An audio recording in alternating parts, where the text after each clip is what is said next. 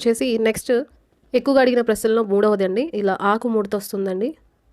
So దీని మూలంగా ఆకులు ఇలా కనిపిస్తున్నాయని చెప్పి చాలామంది అడిగారు. సో దానికి ఆన్సర్ అండి, ఇది ఒక ఆకు ముడత అనేది ఒక వైరస్ అండి.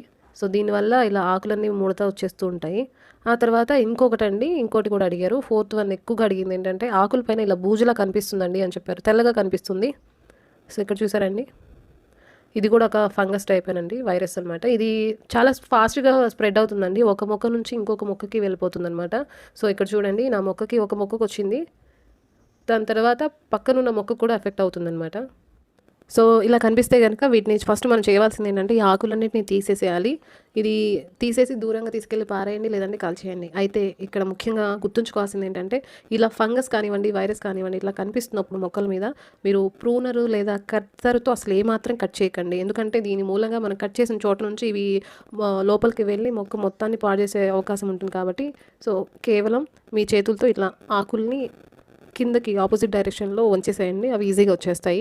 అలానే ఒకవేళ చిగురు మీద ఉన్నా కూడా చిగురు కూడా తీసేసేయండి. సో ఇవి చాలా చిన్నగా ఉంటాయండి వెనక. సో వాటిని తీసేసి దూరంగా పారేసేయండి, కాల్చేయండి. ఆ తర్వాత టాప్ టు బాటమ్ మొక్క మొత్తం కూడాను స్ప్రే చేయాల్సి ఉంటుంది. కెమికల్ అయితే కనుక సాఫ్ ఫంగిసైడ్ వాడండి, లేదంటే మీరు ఆర్గానిక్ వెళ్ళాలంటే కనుక పుల్లటి మజ్జిగ ది బెస్ట్ అని చెప్తాను. వేరే ఆప్షన్స్ ఏమీ వద్దండి. సో పుల్లటి మజ్జిగ స్ప్రే చేయండి. ఇది మనకి 2 విధాలుగా పనికొస్తుంది. అంటే మొక్కకి బలాన్ని ఇస్తుంది, అలానే ఇలా చీడపీడలు, ఫంగస్, వైరస్ ఏవైతే ఉంటాయో వాటిని ఎదుర్కొనే శక్తిని ఇస్తుంది అనమాట. సో అవి పెద్దగా ఈ మొక్క మీద పనిచేయలేవు. సో కాబట్టి ది బెస్ట్ పుల్లటి మజ్జిగ, పసుపు అనమాట. సో దీనికోసం ఐ కార్డ్ ఆల్రెడీ ఇస్తాను, చెక్ చేయండి.